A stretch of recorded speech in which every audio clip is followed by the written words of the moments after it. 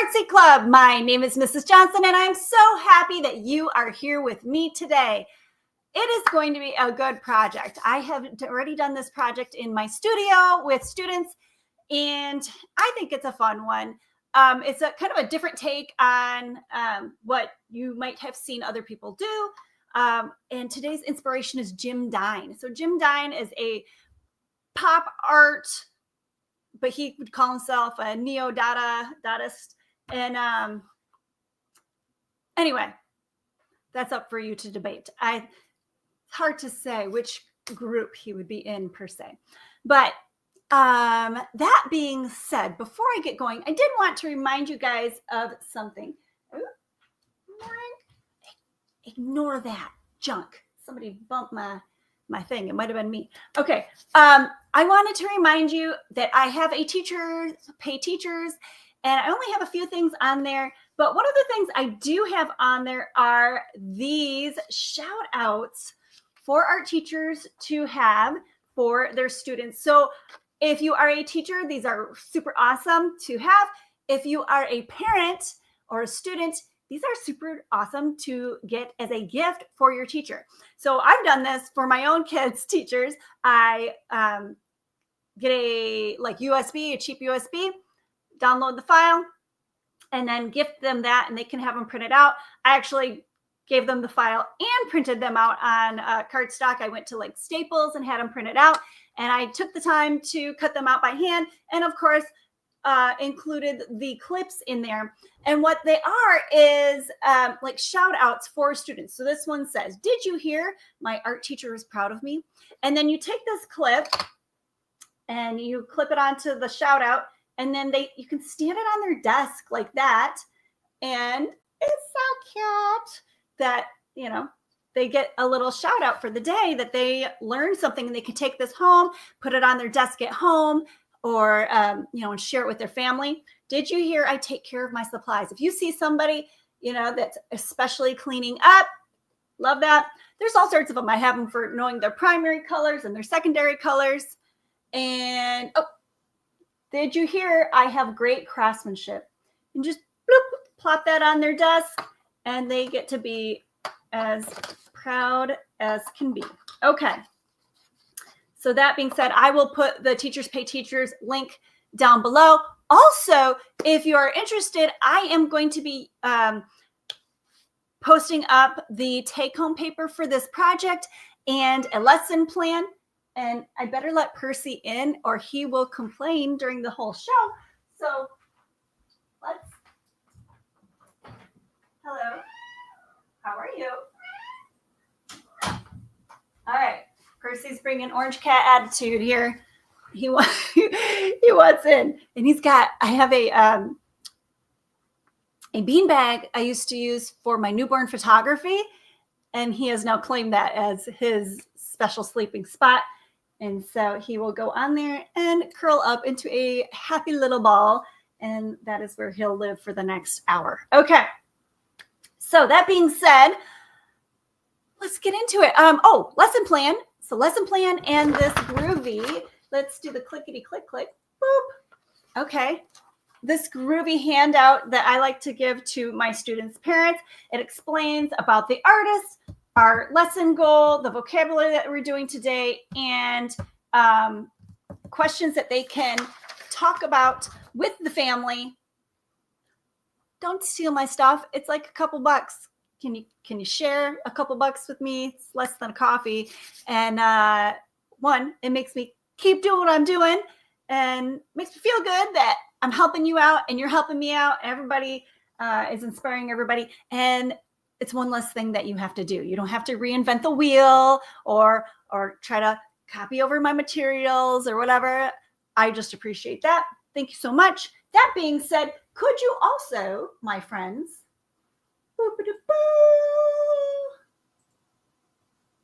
make sure you like and subscribe, but more importantly, find me on Instagram. Go ahead. Hop over to Instagram at some point.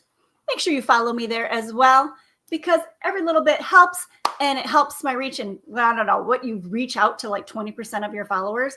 So slim pickings, right? But I appreciate that. And the more people that follow, the more of you will get this information and be able to share it out with your other art teacher friends or people that are just lovers of art or small art businesses like mine. And thanks bunches. Okay. So now, what is happening? Did I freeze?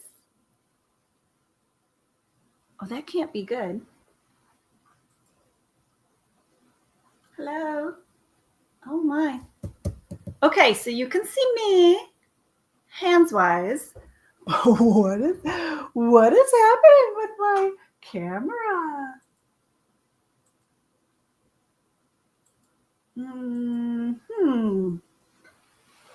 Are we okay? I'm sorry, guys. We will edit this out for the replay, but why is it doing this?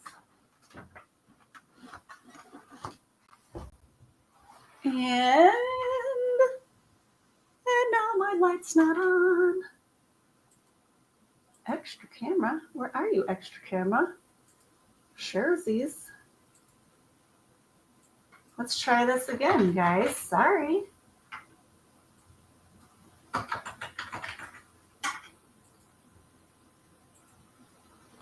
I'm back. Okay. Well, that was exciting. All right. Here we go. What do you need to do this project? Well, I am... Make sure that you can see all the things. Okay. I am using the Crayola Washable Project paint in neon. You could use just traditional warm and cool colors. I think the neon are a little extra fun. What I do like about this paint is it stays wet longer, which is great for the transfer technique that we're going to be doing. A black 9x12, a white 9x12, black oil pastel, white oil pastel, a large brush. Now, I did do this with my students and used a large and a little brush, and I think I wouldn't ever use the little brush ever again because then they, you know, they go out rogue and don't listen to directions fully, and I just didn't love that. So I'm only going to use the big brush. Now, a water bowl and a rag to dry off my brush in between colors. And I'm going to group the colors into warm colors. Okay, so these are the hot pinks, the red, orange, and yellow, and the cool colors, blue, green, purple, and this is kind of a warm violet, but we're still going to consider that purple. Okay, so those are going to be our warm colors and our cool colors for all intents and purposes. So of course, first thing I do is review the warm and cool colors. So your students should remember these by now because this is like a mid-elementary to upper elementary lesson. You could even do this for a fun lesson with middle school if you really wanted to. So who knows the warm colors or the hot colors as they may know it? And then, so I remind them that red, orange, and yellow make a hot dog, and blue, green, and purple make cool cats, which is something that we do with our little guys. Okay, so now they've reviewed their warm and cool colors. Now we're going to work on symmetry, which we have talked about before, but in case you haven't done that with your students. So symmetry is this imaginary line on an artwork, and if something is symmetrical, it is the same on both sides. So in this case, my face has a line of symmetry down the middle, and I have one eye on each side, one ear on each side, half a nose, half a mouth, half a mouth, okay? Eyebrow, eyebrow. This is my line of symmetry. Now, to create a line of symmetry on my paper, I'm going to start with my white paper first because it's visually you can see it better. So I'm going to fold my paper. It's really important that they fold their paper nice to start. Say, hey, check it. Maybe your friend holds the edges for you while you start. I like to pin it down, start in the center, and push my way out to the edge to make sure that I get a nice crisp fold. and my paper doesn't move on me, making sure all those edges are lined up. My table is dirty. And open it up. So this fold line is now my line of symmetry, okay? This is going to become crucial for everything that comes after. So it's really important that that line is perfectly lined up, the edges of the paper are perfectly lined up, because I had a student paint and then try to transfer, and it wasn't transferring because their fold wasn't straight. And they're like, why isn't it going over there? Well, you had this big gap like this, and that's why. Okay. That being said, start with your oil pastel. And we know that a heart is a symmetrical shape, right? Half a heart, half a heart. And of course, you will take the time to inspire your students with a Jim Dine YouTube video. There's a couple on there that I really recommend that look like they were made by art teachers. Awesome. And that being said, though, I do want to share out. Where are you? Where are you? Where are you? Aha. I am going to share to you my screen. Boop. Share. Okay. So this is Jim Dine's confetti heart. This is the inspiration for our entire project. So this heart here, okay, it has these really expressive colors. Now, he didn't do cool and warm colors. He did them all over, okay? He used classic colors, right? True reds and greens and blues and pinks and all that stuff. But he did use this black oil pastel, or not necessarily oil pastel, black paint. And he uses expressive lines and shading or toning with the black to make it look almost 3D, like it's got a shadow on it, okay? So you can talk about light and value, how when light comes at an object, we're gonna get into that. But this is the inspiration. So if you don't know what confetti heart is, this is confetti heart. And now let's go into the project from here. So do an inspo video. I don't want half and half. I want that. Okay. So now they know what confetti heart is. And if you're a student following along, that's Jim Dine and confetti heart. And pause the video and go watch a Jim Dine video. They're like, I don't know, 3-minute videos, 5-minute videos. Totally worth the watch to let you know what is pop art or neo-dada. And they would use common objects, okay, in our culture and then make them art. Now, we think of it as if you were in high school and you put a heart on an artwork, you better have a really good art theory, an idea behind that. Because in general, hearts in art, fine art, are considered trite. But Jim Dine was like doing it in an ironic way. We're going to take this common thing and we're going to make it into a fine art piece, right? We're going to elevate it into a higher concept other than heart, I love you. We're really going to bump it up. So we're doing that too. We're going to take that inspiration. I'm going to draw half of a heart. Okay. Leaving some negative space, but I want it large. Don't do any of these baby hearts. That would be awful. Nice big heart. Okay. Now, so it starts on that line of symmetry and it ends on that line of symmetry. I'm going to fold it over. Rub, rub, rub.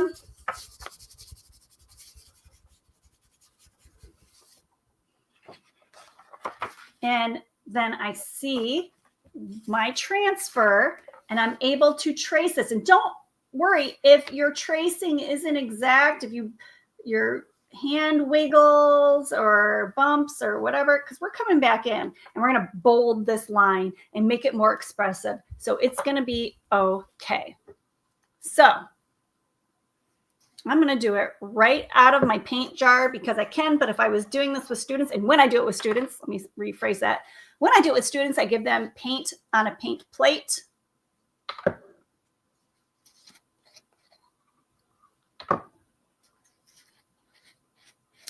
All right, I'm going to start with yellow because it is the weakest color. It's going to be the most easy to cover up with another color. And this brush that I grabbed, oh, it doesn't fit. Oh, I grabbed too big of a brush. Mrs. Johnson, I'm going to have to wiggle my paint here. Wiggle, wiggle. Okay. So, expressive, bloops, blops, tiny lines, expression. I had a cutie patootie kid in one of my classes, and then she started to draw lines, and it was a swirl, and she was taking her sweet time to do it, you know, really thoughtful. That is not this lesson, my love. That is not this lesson. If you take too long, it will not transfer. So thus, I wanted to use this paint that stays wet a little bit longer. Don't use acrylic paint for this project, guys. It'll probably dry too fast on you. Okay, so I'm going to go on half of my art. This half, bloopity bloop, inside the circle. Warm colors inside, cool colors in that negative space. The positive space, the object is our positive space. That is where we are painting right now with those warm colors. I might have to switch up my paintbrush because it's just not. Bam. Shazam. Okay. Just not getting quite enough paint. Or I could put it in the lid. Ha ha. Okay. Here we go, Mrs. Johnson. Boom, bloop. Okay. Nice bloopies. That being said, now I'm going to fold on that line of symmetry, and it's going to do a reflection. What is a reflection? When you look in the mirror, you are reflected opposite that mirror. It's this pinky matches this pinky. Where are you? I guess I'm looking at you here. Pinky, pinky, thummy, thummy, right? It's a reflection. So if I was to reflect over my line of symmetry, right, it's going to be the same things, pinky, but on the opposite side of the paper, right? So these marks I just made are going to reflect over this line of symmetry and rub, rub, rub. Make sure you rub it nice. That's going to transfer that paint from that left side to the right side. Don't freak out if it bloops outside of your paper. It's okay. We're expressive. As long as the majority is staying inside that heart, we're going to be okay. It's going to be okay. Now, I'm going to move this aside. I might use my little brush after I just told you guys don't use a little brush because now I can't fit my big one in my thing. Okay. So I would alternate which side I paint on because the side that you transfer to, the paint isn't quite as dark, right? It doesn't show up. This one's really filled in. This one's kind of got this sketchy, I don't know, you see some of the negative white paper through. Okay, so that being said, I'm going to bloopity bloop bloop, flop, bleep, schmear, jazz. It's okay to go over a shape you already did. Shazam. Okay, all the things. When you change the colors on your paintbrush, and every teacher has their own method. Dab, dab, dab, dab, dab. And I would have them have like a paper towel, or in my case, in my home studio, I like to use rags because they're washable and reusable, and that's just better for the environment and my budget. Okay, so I wipe it off on my rag.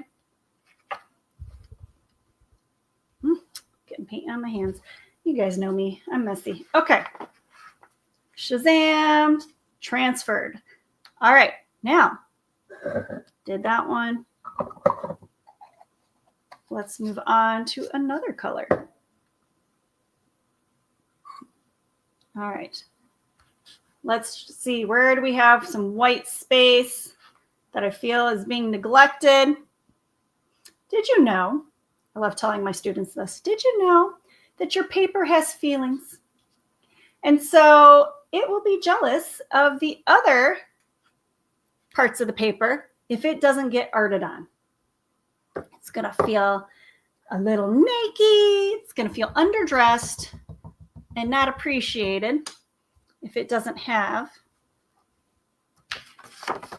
art on it too. So make sure you spread that paint out throughout that heart. And ta-da! Okay, last color. Let's put this away. Look at me clean up as we go, dears. So much easier to clean up at the end if you clean up along the way. All right. Shazam, Shazam, Shazam, Shazam. Okay, see I transferred which side I'm painting on again. Boop. Map. All right. Boop. Here we go. Last one.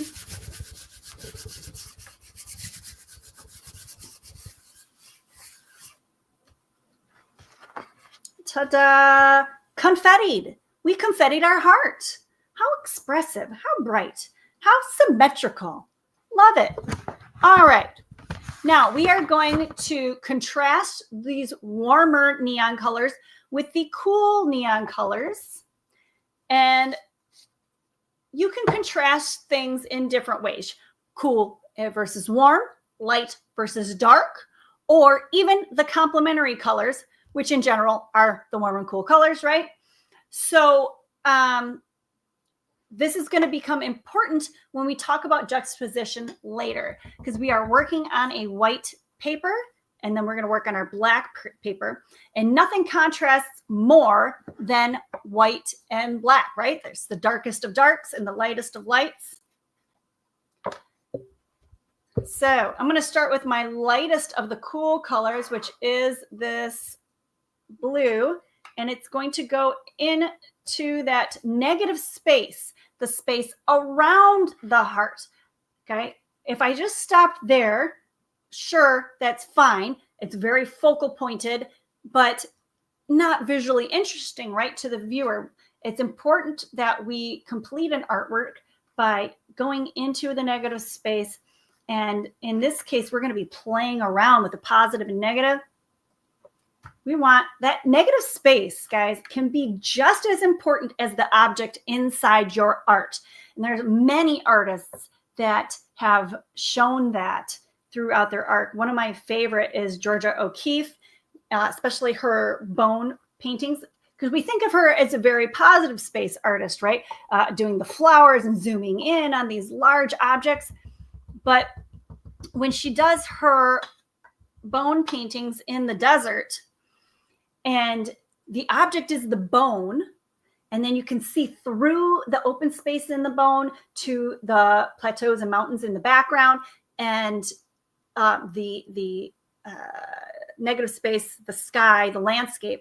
It becomes more about the landscape, the negative space through the positive space object. Anyway, don't ignore your negative space. Remember, your paper has feelings, and that negative space paper wants to be arted on too. So art your little heart out and make your paper happy. Okay. So next, I'm saving this darker purple for last. It's the darkest of the cool colors. So I can pick either one of these would work, the green or the warm violet. Now I'm going to flip sides, bloop, schmoop. Express myself in my negative space. Art it, art, art. Love it, jazz it. Okay. And reflect over that line of symmetry. Just keep saying it. Say those words again and again and again, and it's going to be ingrained in their beautiful little minds. Line of symmetry. You know, the more that we say something, the more it gets seared into our mind, right? And reflection, and tie this in to math, guys. You need a cross-curricular tie-in. Reflection is a math concept that they are tested on standardized tests. Put that in there. Make your admin happy. Justify your program. How fabulous you are. You even do cross-curricular vocabulary. Okay? Just saying. All right. And boop, boop, schmoop. Oh, I just did it on this side again. Well, I'll have to make sure I flip over to the other side. For my next one, for my next trick, I will remember to switch sides. All right, my loves. Got it. Looking good. Okay, just a little bit of space left. Reflect. Transfer with a nice rub. Noticing that I am glooping on my table. It's okay. That's what rags are for. Art messes happen. And as long as we clean it up, no harm done. All right. Transferred it over. It has reflected over that line of symmetry. Now, last paint color on this piece of paper. I am going to make sure I do it on the correct side this time, Mrs. Johnson. Wow, we, woo, jazz it up. Feel, woo, sorry guys. Merp. All right. I feel like my one light's not on correctly. It seems awful dark in this, the right side of my paper today. Might have to fix that. Okay, going right up to that edge. Now, you still see white paper poking through. It's okay. I just realized I don't have very much going on right here. It's okay to have white paper showing through. I'm not painting it in completely. If I painted it in 100%, then the bloops, the confetti, one, wouldn't be very confetti-like. Two, wouldn't be as expressive, right? He named it confetti heart for a reason. He didn't call it painted in heart. He confettied the paper or canvas with paint.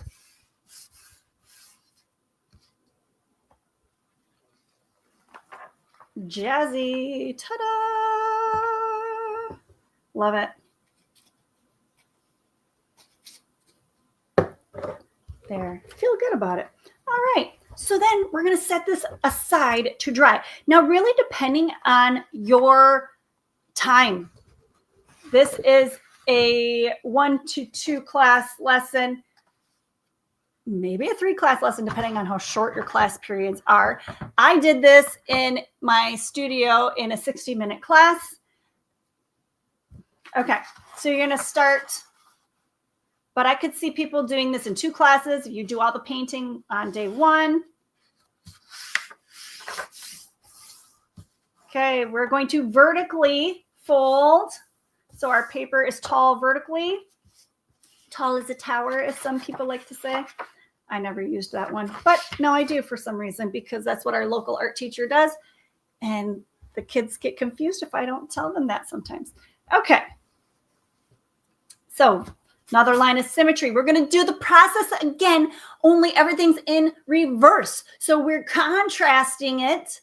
Okay. We're doing the contrast. We're going to juxtapose the dark versus the light and next to each other. And by flipping them around, we're going to then create a discussion of the visual effect of contrast. Okay.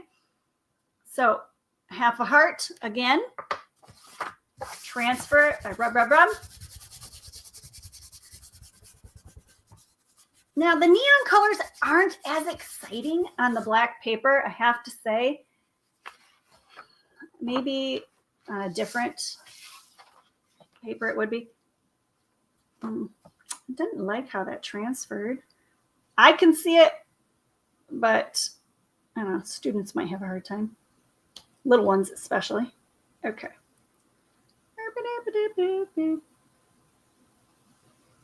There. Okay. So I'm going to do the reverse. Last time we had the warm colors inside.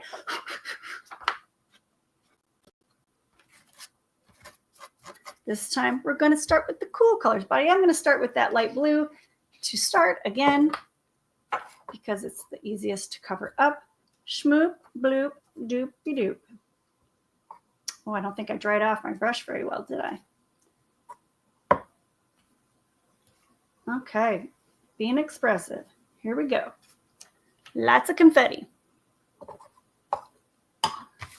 Fold it. Rub, rub, rub.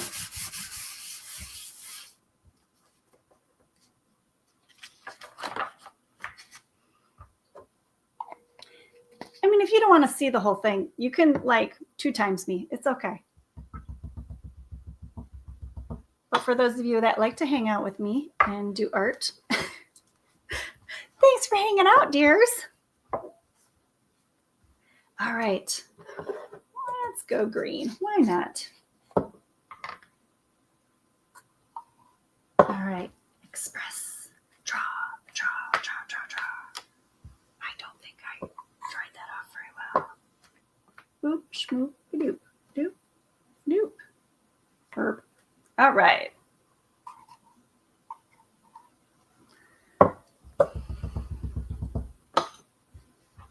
And as they dry, they do brighten up on this dark paper a little bit. So keep that in mind. I know it's not the most exciting at the moment, but it will brighten up. Okay. But it's not as fun. So you could stop there. I mean, you could stop and have just the white paper and go, this project's done. That's good. But I like this concept of the diptych, of having the conversation about contrast and juxtaposition. Now, you don't have to contrast to have juxtaposition, but it does inherently, you are comparing two things, but those things don't have to be different to be juxtaposed per se. But that usually tends to be the leaning of the conversation, right? How are these things related to each other? They can be related in their sameness or their difference. All right.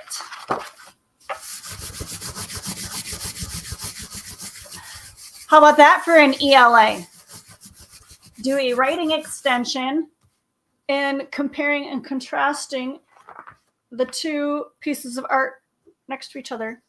Put it into words in an artist statement. And they have to make a reflection and compare and contrast the two artworks. I wonder if there's a gen ed teacher that would be willing to help you write their artist statements in class.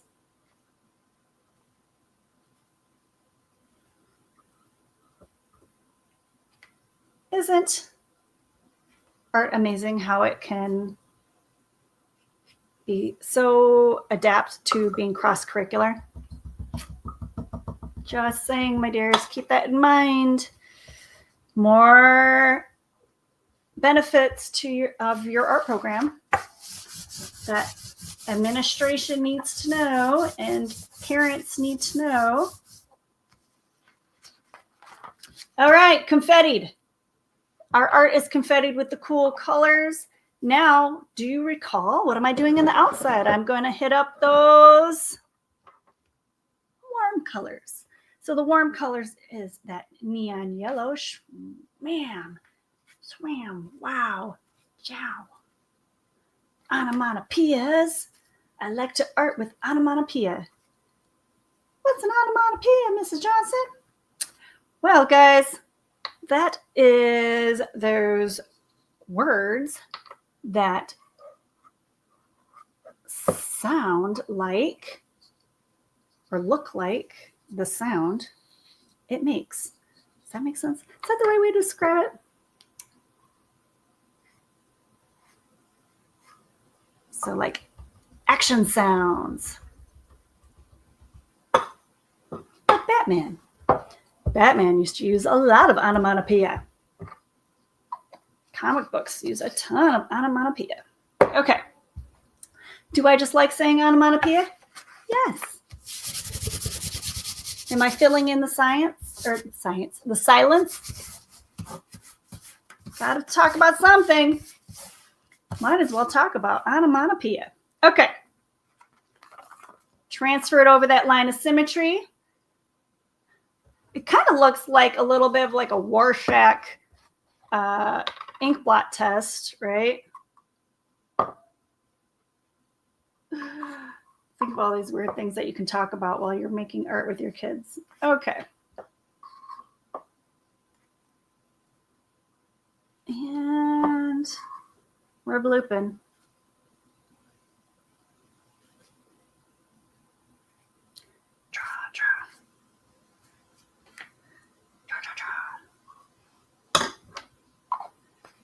Mark Kistler, you are the voice in my head. Just saying.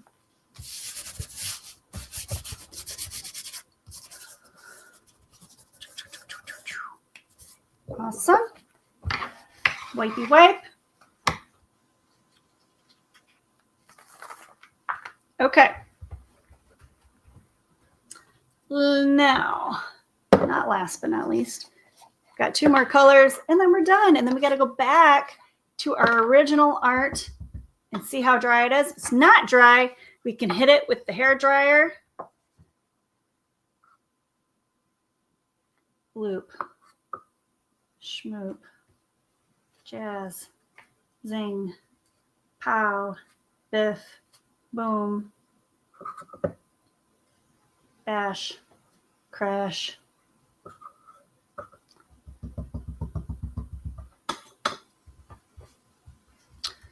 All right, almost done. Let's reflect that over that line of symmetry. Print, print, print, print, print, print. Oh, did I not fold this properly? Or is my paper warping? Maybe I didn't fold it properly. I don't know. It's getting a little moist too. Okay, almost done. Shazam. All right.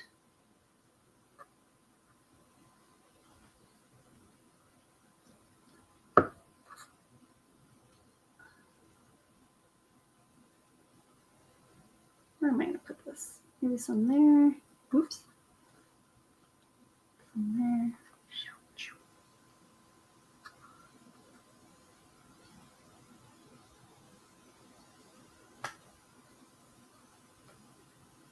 It's okay to go over things that you've already done, right? All right, feeling done.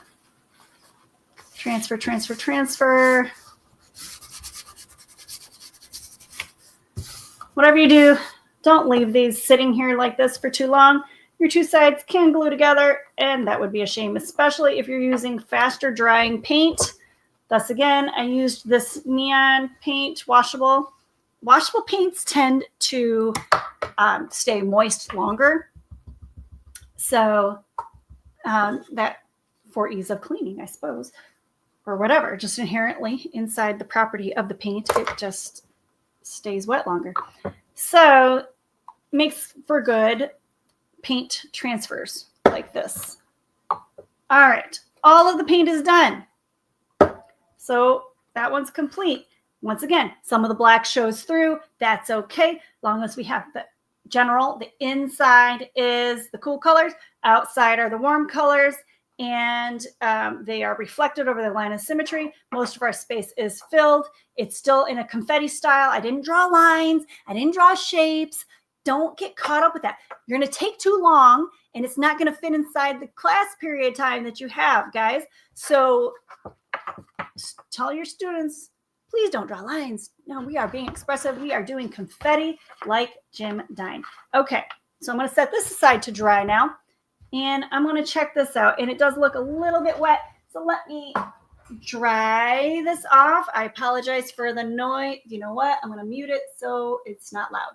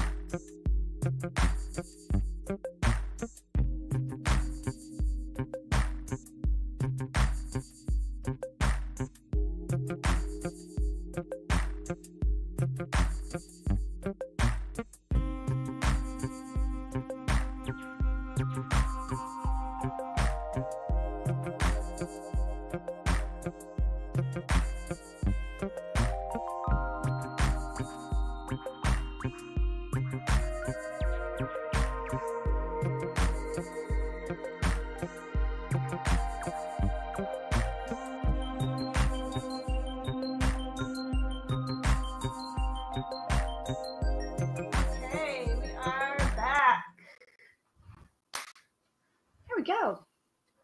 So, my friends,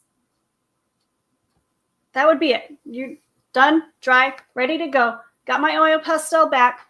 Now, I am going to paint this as though, paint this oil pastel on this as though, oh my goodness, Percy is snoring. The light is hitting from this side, this way-ish, okay? So that means, first of all, I'm going to go over my heart. And it's expressive, okay? Doesn't have to be precise and nice and neat. Expressive. So I'm going to really go over this line, trying to not go outside the heart, but I can go inside the heart. I'm darkening it up. I'm doing a little bit of hatching with my oil pastel. Okay, the light's hitting here, so I'm going to shade this part just a little bit. Chaka, chaka, chaka. All right, just this side of it, right? Opposite of the light. Okay, I did kind of make my heart shallow there, so that's kind of a thing. Then, with that being said,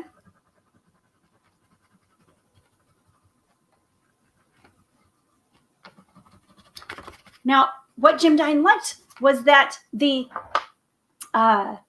black played with the texture of the paint underneath the black. So I can even come in with my rag and I can blend this, but also drag it out.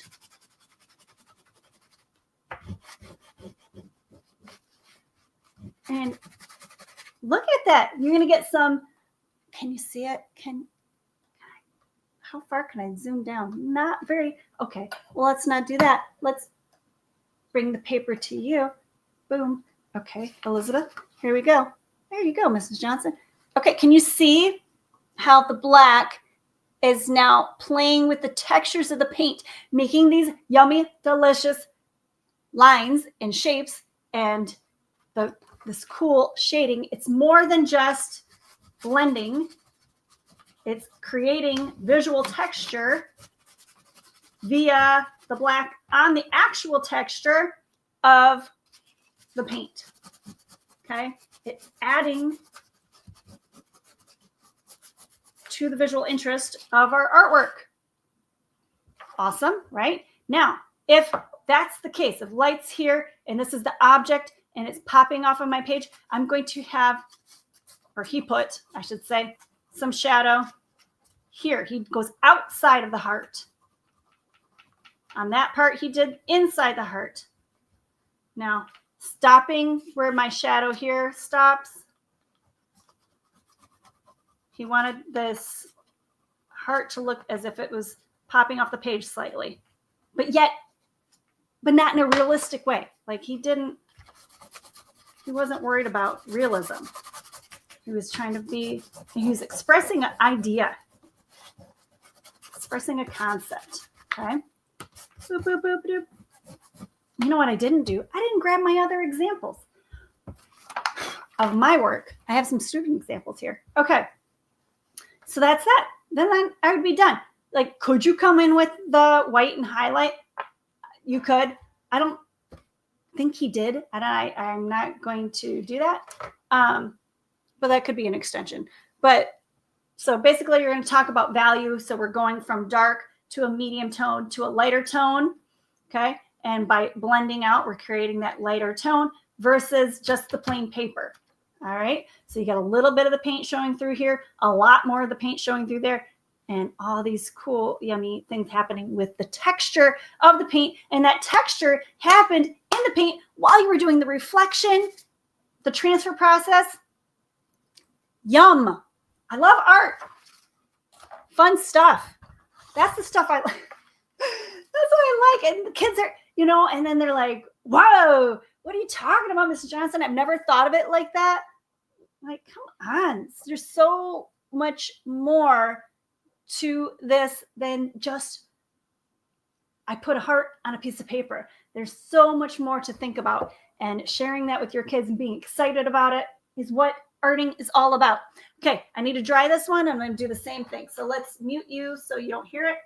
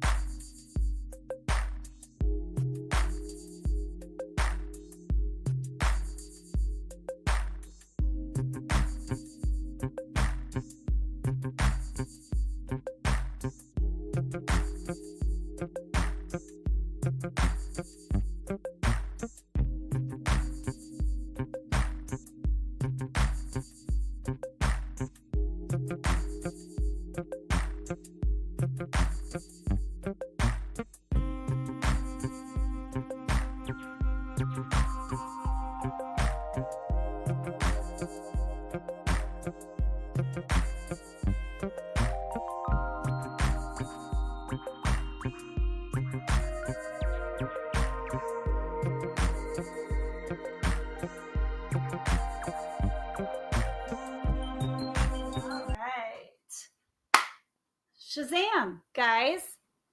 There we go. That is what I'm talking about. Here we go. Dry-ish most of the way. Some parts are still a little goopy, but same thing. You're just doing the opposite with the white. So I'm going to go over that line I made, bolding it up.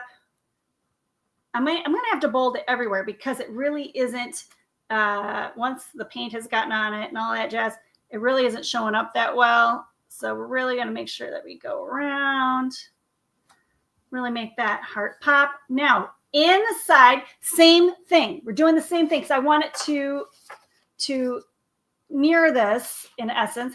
No, is the heart exactly the same? No, it's not, because they are two separately made artworks. But we're doing that same concept, getting the light across from the shadow.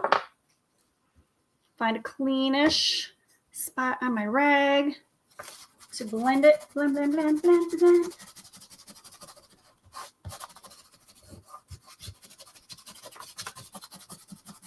It's not as eye-popping as the other side.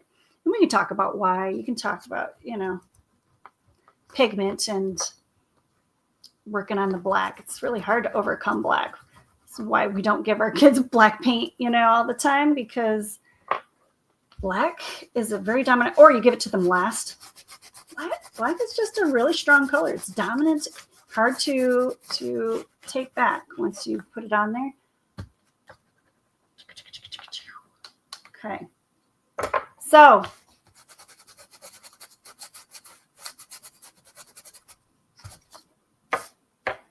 Shazam. I want to true up this heart side. Oh my goodness. I didn't tell you guys. Yesterday I went to the Epcot Festival of the Arts. Saw all the wonderful art. I cannot afford a $60 painting right now, but just so much good stuff. It was just amazing. Just amazing. These wonderful artists. And can you imagine having an art show at Disney and you get to charge primo prices on prints, mind you. And that's got to make your entire year. That could make some people's career, just getting that opportunity, the exposure, and then the money that you make in this event. What is it, like a month? I have to research it, but that's the season. That's your year. Probably in that period, you make the most that you've ever made, depending on what kind of artist you are, I suppose. All of these are fabulous artists. I'm sure they're doing just fine. But anyway, all right. So then you will put the two artworks side by side. Now, bizarrely, even though these are 9x12 and 9x12, the papers aren't exactly the same because they're by two different companies. They're pretty close. But anyway, so you would put them together and you would tape them on the back side. I have a student example here. And so you just tape it here on the back down the center to make it look like it's seamless. This student did it the opposite way. This student, okay, this is the student work. Boop. All right, she did it like that. You really got to be generous with this paint, because see how when I'm more generous and I bloop it on, it stays brighter. If you're not as liberal with your paint, it really fades out. I had the students, okay, tape them together, and then it creates one piece of art in the diptych form. And then you are talking about the concepts. So you can have them do, okay, this sheet that I said that we can tape on the back in my Teachers Pay Teachers, that you can do the talk to your child about their art section as an exit ticket and have them answer those questions. So they've already answered those questions once with you. And then when they go home and their parent asks them these questions, then they already know the answers. And then it justifies your program with your administration and the people in your county of how important art is and how it affects the higher order thinking. It teaches them that higher order thinking that they need in business and science and in literature. Okay, so they're learning how to talk about things in a very conceptual way. They're going to go, okay, so like, for example, why is one white? Why is one black?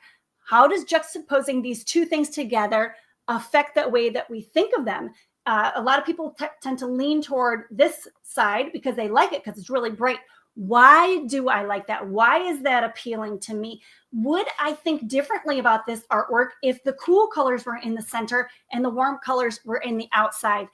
I mean, you can really go to town with the concepts of this. So make sure, you can ask a gen ed teacher if they'd be interested in doing a cross-curricular artist statement, right? Where they compare and contrast two pieces and talk about all those concepts that we talked about. We talked about symmetry, reflection, warm colors, cool colors, positive space, negative space, value, shading, contrast, juxtaposition, and diptych. That's a lot of vocabulary in one piece of art. And thank you so much for joining me today. Sorry about that mute. Gets me every time, guys. Anyway. Oh, the Rowdy Bunch is back. So that's all the time I have for you today. Thank you so much. And in case you've never been here before, now you are an official member of the ArtsyFartzy Club. Yay. Thank you so much. Please make sure that you like and subscribe. And if nobody's told you today, I love you. I hope that you are loved and appreciated. And because I appreciate you being here and spending your time with me. Until we see each other again, I hope that you are absolutely art-tastic.